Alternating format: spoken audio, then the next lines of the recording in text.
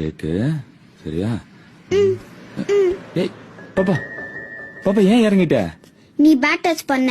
நான் உனக்கு ஆட்டோ தானே பாப்பா ஓட்ட சொல்லி கொடுக்குறேன். நீ வா, நான் சொல்லி கொடுக்குறேன். நீ வா. இல்ல வரமாட்டேன். வா பாப்பா, நான் என்ன பண்ண போறேன்னா வா. இல்ல. ஏய், நீ நடந்தது யார்கிட்டயுமே நீ சொல்லக்கூடாது, சரியா? அப்படி நீ சொல்றதா இருந்தா நீ ஸ்கூல்ல வாழ்த்தனை பண்ற எல்லாத்தையும் உங்க அப்பா கிட்ட சொல்லி கொடுத்து. சொல்லிக்கோ. நீ இப்ப ஒழுங்கா ஆட்டோ எடு, இல்லன்னா நான் கத்திடுவேன். நான் சும்மா சொன்ன பாப்பா, நீ நம்பிட்டியா? மாமா உங்ககிட்ட விளையாண்டேன், சரியா? ஏறு வா.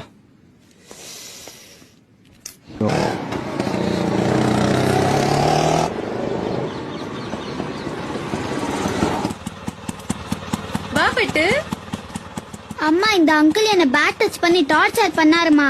அப்படியா? எங்க டச் பண்ணாரு? இங்க. டேய் இல்லக்கா. ராஸ்கல், குழந்தை மேல கை வைக்கிறியா? இரு உன்ன. டேய் நில்றா. உன்னை நம்பி அம்சம் பாரு. Good girl. இப்படிதான் அம்மா கிட்ட எல்லாத்தையும் சொல்லணும், சரியா? நைட் அப்பா வந்த உடனே போலீஸ் கம்ப்ளைண்ட் கொடுத்துடலாம். வா பொறுக்கி. ஏமா நின்னு பாக்குற? மடியில உட்காந்து பாரு. வா. முடியாது. அம்மா சொல்லிருக்காங்க, அம்மா அப்பா தவிர யார் மடியிலயும் உட்கார கூடாதுன்னு. நான் உன் மாமா தானம்மா, ஏன் மடியில உட்காரலாமே? இருங்க, நான் அம்மா கிட்ட கேக்குறேன். பாப்பா, அம்மாட்ட எல்லாம் கேட்க வேணாம். நீ கேம் சார், நீ கேம் சார்.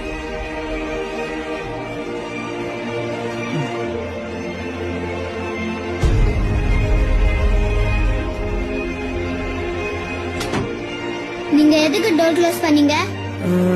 நம்ம ஒரு விளையாட்டு விளையாடுவோமா? டோர் க்ளோஸ் பண்ணிட்டு அப்படி என்ன விளையாடணும்? பேய் விளையாட்டு. இருட்டாதானே பயங்கரமா இருக்கும், ஜாலியா இருக்கும். என்ன? ஆனா அம்மா சொல்லிருக்காங்க டோர் க்ளோஸ் பண்ணிட்டு யார் கூடயும் விளையாட கூடாதுன்னு. அண்ணன் கூட விளையாடுற ஒன்னாவது பாப்பா. இல்ல, நீங்க இப்போ டோர் ஓபன் பண்ணுங்க, ஏன்னா நான் கத்திடுவேன். இல்ல ஒண்ணு இல்ல, அண்ணா திறந்து விட்டுறேன், சரியா? ஓ.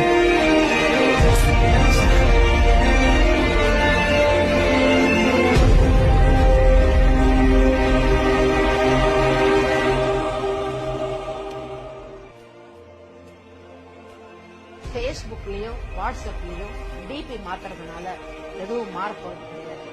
நாம மாறணும். அப்பதான் நிஜமான மாற்றம் நிகழும். நம் குழந்தை வாழ்க்கை நம் கை.